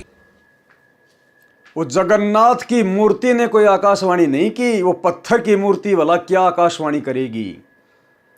उसी कबीर परमात्मा ने जो 650 साल पहले आए हुए थे, उन्होंने उस मूर्ति के माध्यम से आकाशवाणी की उस बहन का भ्रम तोड़ने के लिए कि नालायक, वो जगन्नाथ, जगतनाथ यानी पूरे संसार को रचने वाला, पूरे संसार का पालन पोषण करने वाला, वो जगन्नाथ कबीर तो काशी में बैठा है, तू यहां कहां धक्के खाने के लिए आ गई इस मूर्ति के ऊपर साड़ी चढ़ाने के लिए।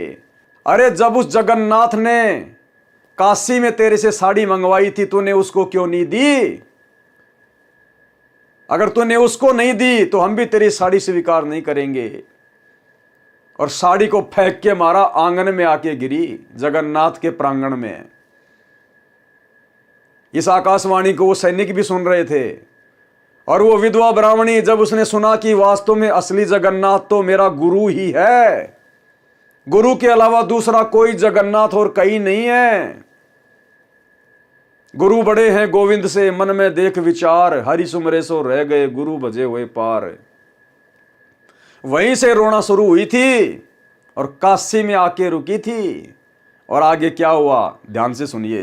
कि इस दासी की तुच्छ भेंट स्वीकार करना जगन्नाथ, वो धोती वहां से उठी और उस जगन्नाथ के मंदिर के प्रांगण में जाकर पड़ी और आकाशवाणी हुई कि नालायक, जगन्नाथ तो काशी में बैठा है, वो कबीर परमात्मा इज जगन्नाथ, तो कित धक्के खाना गी।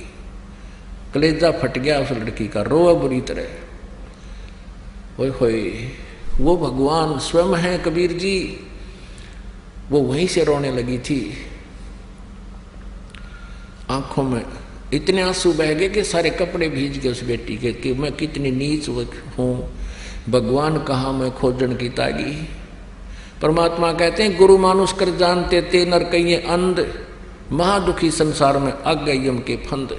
ठीक इसी प्रकार वर्तमान में वो जगन्नाथ, वो कबीर भगवान तो बैठा हिसार जेल में, और तुम उस दाढ़ी मूछ वाली नकली कबीर की फोटो को जगन्नाथ मानकर उसका प्रकट दिवस मना रहे हो, धक्के खा रहे हो इन आश्रमों में, इन पत्थरों में जा जाके सिर मार रहे हो, जो इनके महीने में आश्रमों में जा जाके ड्रामेबाजी कर रहे हो। अरे जगन्नाथ तो बैठा हिसार जेल में। और पिछले वीडियो में आपको दिखा दिया गुरुदेव का हिसार जेल से आया हुआ लेटर, जिसमें गुरुदेव ने 2018 में कह दिया था कबीर प्रकट दिवस से पहले कि मत मनाना, कबीर जी तो मेरे साथ हिसार जेल नंबर 2 में बैठे हैं। उसके बाद भी तुम लोगों ने 2028 में रोहतक के पशु मेला ग्राउंड में कबीर प्रकट दिवस मनाया और इतना भयंकर तूफान आया, इतनी भयंकर बारिश आई, सब कुछ अस्त व्यस्त हो गया। अरे ये गलती तो 650 साल पहले की थी उस विधवा ब्राह्मणी ने। और वो सत्संग सुनने के बाद भी, क्या गुरुदेव ने आपको सत्संग नहीं सुनाए? हजारों बार गुरुदेव ने सत्संग में इस घटना का जिक्र किया है। क्यों सुनाते हैं? मनोरंजन के लिए, हमारी आंखें खोलने के लिए। फिर भी तुम्हारी आंखें नहीं खुल रही कि वास्तव में जगन्नाथ कौन है। जगन्नाथ के बिना काल हमें सतलोक जाने का रास्ता दे सकता है क्या? वर्तमान में धरती पर वो जगन्नाथ सतगुरु रामपाल जी भगवान स्वयं है। वो तो बैठे हिसार जेल में, और तुम इन आश्रमों में आंखों पे काली पट्टी बांध के गांधारी की तरह भेड़ चाल में उस कागज की मुर्दा बेजुबान कबीर जी की समझे जाने वाली दाढ़ी मूछ वाली फोटो को जगन्नाथ मान के कबीर प्रकट दिवस मना रहे हो। सार नाम की छींट के अधिकारी भी नहीं हो, छींट के अधिकारी भी। देखना आगे क्या बनेगी उस ब्राह्मणी के साथ और वीर सिंह बघेल के साथ। आकाशवाणी ने कहा कि जगन्नाथ तो वहां बैठा, जिसने धोती वहां मंगवाई थी, तो वहां नहीं पहुंचा सकी, यहां धक्के खाने आ गई, ले जा इसको उठाकर।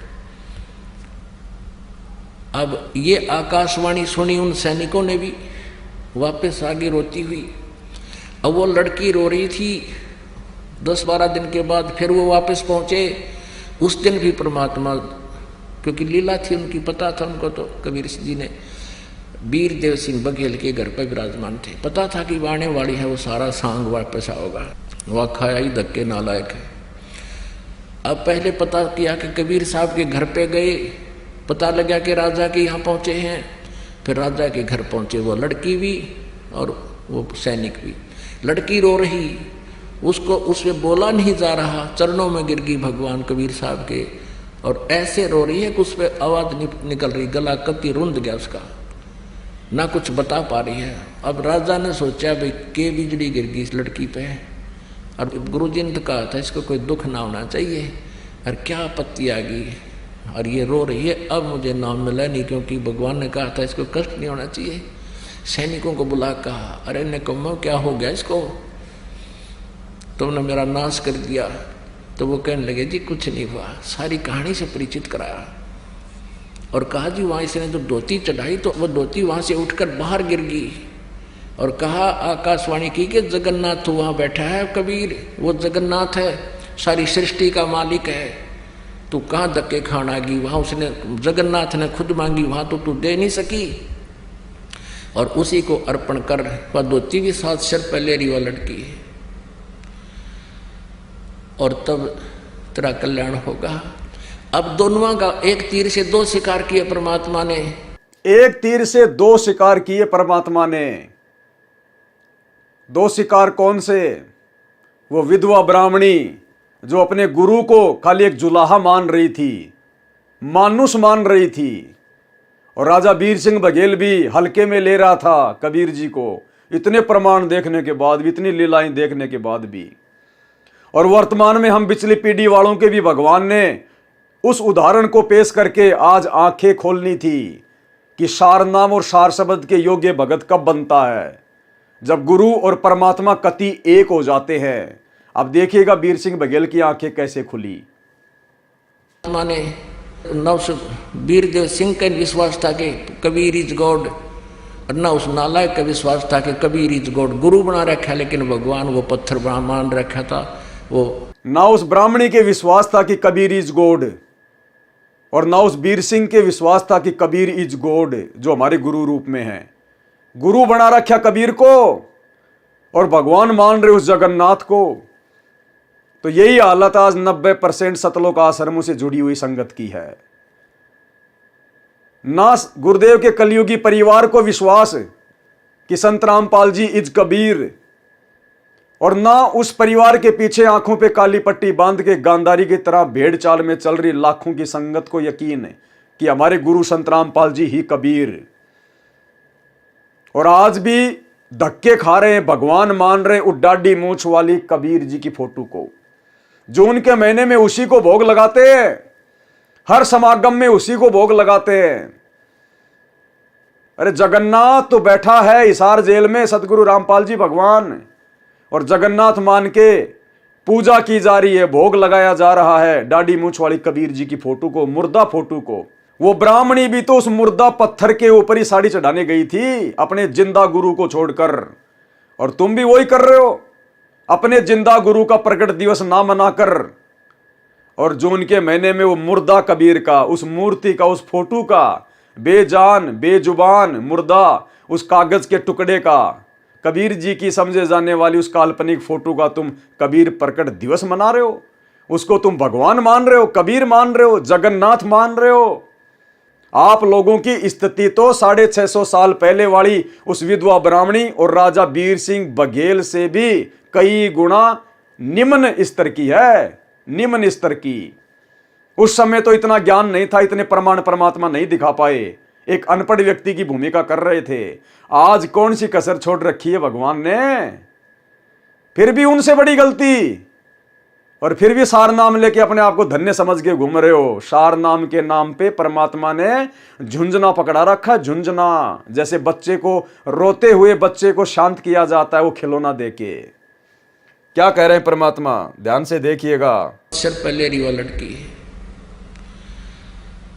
और तब तेरा कल्याण होगा। अब दोनों का एक तीर से दो शिकार किए परमात्मा ने।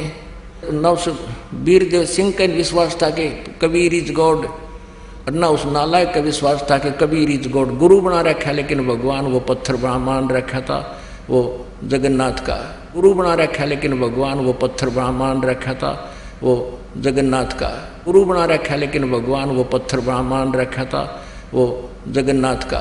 गुरु बना रखा लेकिन भगवान वो पत्थर मान रखा था, वो जगन्नाथ का। अब दोनों का हृदय साफ हुआ, परमात्मा के चरणों में गिर गए। परमात्मा ने कहा प्रथम नाम दोबारा लो, द्वितीय दोबारा लो, फिर भक्ति करो, जब सार नाम दूंगा। बोलो सतगुरुदेव। क्या कहा परमात्मा ने कि प्रथम नाम फिर से लो और फिर से भक्ति शुरू करो, तब आगे जाके सार नाम मिलेगा।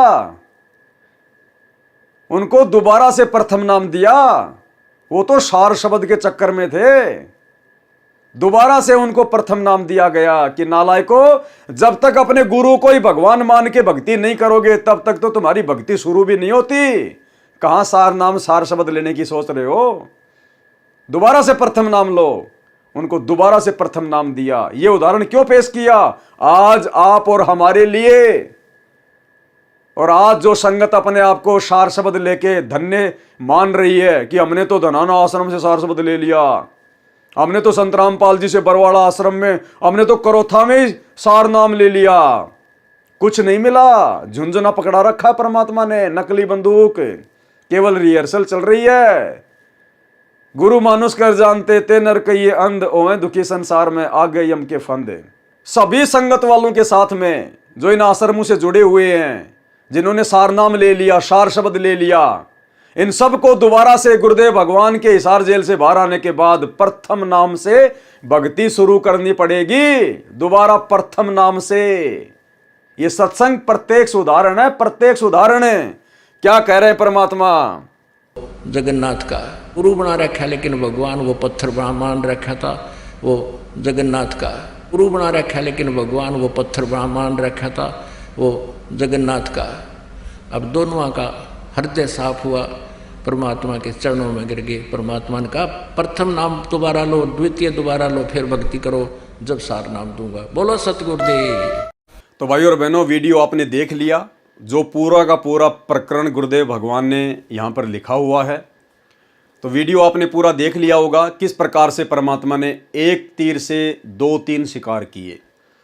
परमात्मा ने उस विधवा ब्राह्मणी चंद्र प्रभा की बुद्धि को भी सेट करना था कि नालायक, तूने गुरु बना रखा मुझे, और जगन्नाथ यानी परमात्मा मान रही है पत्थर की मूर्ति को। उधर राजा वीर सिंह बघेल को भी परमात्मा ने सत्यता से परिचित करवाना था कि भैया ये सार शब्द इतनी आसानी से नहीं मिलता। जब तक आप अपने गुरु को परमात्मा नहीं मानोगे, ये सार शब्द प्राप्त करने के योग्य नहीं बन सकते। तो वीडियो हमने देख लिया, थोड़ा सा हम इसको पढ़ेंगे। ये लास्ट पेज है, इसमें परमात्मा ने नीचे थोड़ा सा निष्कर्ष दिया हुआ पूरी राम कहानी का सारांश। इस प्रसंग से सिद्ध हुआ कि परमेश्वर कबीर जी दीक्षा कर्म 3 चरणों में पूरा करते थे। एक बात यह भी सिद्ध हुई कि जब तक हम गुरु जी को परमात्मा नहीं मानेंगे, क्या कह रहे हैं पूज्य गुरुदेव, कि इस पूरी कहानी से जो राजा वीर सिंह बघेल की आपने सुनी है, इसका एक निष्कर्ष ये भी निकलता है कि जब तक हम अपने गुरु को ही पूर्ण परमात्मा नहीं मानेंगे, पूर्ण परमात्मा के समान नहीं लिखा, पूर्ण परमात्मा के तुल्य नहीं लिखा, जब तक गुरु को ही पूर्ण परमात्मा नहीं मानेंगे तो मोक्ष के अधिकारी नहीं बन सकते। भाई मोक्ष प्राप्त नहीं कर सकते। सांसारिक सुख मिल जाएंगे, दुनिया भर के लाभ मिल जाएंगे, मनुष्य जन्म मिल जाएंगे बारंबार, और फिर 84 लाख योनियां भी मिल जाएंगी, लेकिन मोक्ष नहीं मिल पाएगा जब तक हम इस कबीर परमेश्वर के सत भक्ति मार्ग में गुरु रूप में आए हुए कबीर परमेश्वर को परमेश्वर नहीं मानेंगे। यानी वर्तमान में वही कबीर परमेश्वर वर्तमान में सतगुरु रामपाल जी के स्वरूप में अपने वास्तविक सतलोकी रूप में धरती पे प्रकट हैं। इनके अलावा यदि हम उस कागज के टुकड़े को, कबीर जी की समझे जाने वाली दाढ़ी मूछ वाली फोटो को परमात्मा मानेंगे तो भाई और बहनों हमारा मोक्ष नहीं हो सकता। इसलिए परमात्मा ने सात संगति से जुड़े हुए भाई बहनों पे दया बख्शी है। हम सभी सत्सेवक भाई बहनों ने उस कागज के टुकड़े को, नकली कबीर जी की समझे जाने वाली फोटो को अपने घर से, अपने दरबार से, अपने लॉकेट से बाहर निकाल दिया है। तभी हम पूर्ण मोक्ष प्राप्त कर पाएंगे, अन्यथा बात नहीं बनेगी। बाकी तो आपने वीडियो में सब कुछ जान लिया, देख लिया, समझ लिया, लेकिन यह सारांश में परमात्मा ने और स्पष्ट कर दिया है। एक बात यह भी सिद्ध हुई कि जब तक हम गुरु जी को परमात्मा नहीं मानेंगे, और गुरु जी को परमात्मा मानने की पहचान है कि गुरु जी के अलावा और जिस भी फोटो में हम लोग अभी तक अपनी नादानी के चलते, ज्ञानहीनता के चलते, जिसको हम भगवान मान के बैठे हैं, दाढ़ी मूछ वाली कबीर जी की फोटो को, उसको अपने घर से बाहर निकाल देना, दरबार से बाहर निकाल देना। आपके घर में केवल आपको चारों तरफ एक ही फोटो नजर आनी चाहिए, अपने गुरुदेव भगवान की, तो आप इस लाइन पर खरे उतरेंगे, अन्यथा भाई मोक्ष से दूर रहेंगे। तो एक बात यह भी सिद्ध हुई कि जब तक हम गुरु जी को परमात्मा नहीं मानेंगे तो मोक्ष के अधिकारी नहीं बन सकते। यह वीर सिंह बघेल काशी नरेश की यथार्थ कथा है। इस प्रकार वीर सिंह बोध में बिजली खान पठान की कथा भी लिखी है, वह पूर्ण रूप से गलत है। यथार्थ कथा इस प्रकार है। तो आज के वीडियो में हम केवल इतना ही लेंगे। कल परमेश्वर की रजा से हम लोग बिजली खान पठान और अन्य महापुरुषों की जो कथाएं हैं परमेश्वर ने आगे जिक्र किया हुआ है, उन कथाओं से भी आप और हमारे को बहुत कुछ अध्यात्म से रिलेटेड बातें सीखने को और समझने को मिलेंगी। तो भाई और बहनों, हमने पूज्य गुरुदेव जी के कर कमल से लिखे हुए इस पवित्र ग्रंथ को केवल टाइम पास या मनोरंजन की दृष्टि से नहीं पढ़ना है। आप और हम भाई बहनों ने इसका निष्कर्ष निकालना है। हम भगत भाई बहन आज से पहले निष्कर्ष नहीं निकाल पा रहे थे। हम इस पवित्र कबीर सागर को पढ़ भी रहे थे, अन्य पुस्तकों को भी हमने पढ़ा, लेकिन वो सार नहीं निकाल पा रहे थे। भाई जब गुरुदेव भगवान ने सत्संगों में सारी बात बोल दी है तो फिर पुस्तकें क्यों लिखी? वही बातें तो उन्होंने अपने सत्संगों में कही है, लेकिन पुस्तकों में परमेश्वर ने कुछ विशेष बातें अंकित की हैं, कुछ सांकेतिक रूप में, कुछ स्पष्ट रूप में। तो आज से पहले हम नहीं समझ पा रहे थे, कोई बात नहीं। अब परमेश्वर ने सात संगतियों की शुरुआत करके दया बख्श दी है। अब सात संगतियों के माध्यम से इन पुस्तकों के ऊपर जो वीडियो बन रहे हैं, और बहुत सारी पुस्तकों के ऊपर वीडियो बन चुके हैं, अब परमेश्वर की दया से, उनकी विशेष कृपा से आप और हम सभी भाई बहन गुरुदेव के उन संकेतों को बहुत अच्छे से समझ पा रहे हैं और समझकर अपने जीवन में भी लागू कर रहे हैं। और इसी से भाई और बहनों हमारा यहाँ से पूर्णतया छुटकारा होगा, क्योंकि परमात्मा भक्ति की खुराक खिलाने में कोई भी कमी किसी भी प्रकार की नहीं छोड़ेंगे। यदि कमी रहेगी तो आप और हमारी रहेगी। तो भाई और बहनों बहुत बड़ी दया पूज्य गुरुदेव भगवान की। आज के वीडियो में केवल इतना ही। कल रात्रि 8 बजे सभी भाई बहन लाइव जुड़िए। तब तक गुरुदेव भगवान हम सबको आज्ञा दें, इजाज़त दें, आशीर्वाद दें। बंदी छोड़ सतगुरु रामपाल जी भगवान की जय हो।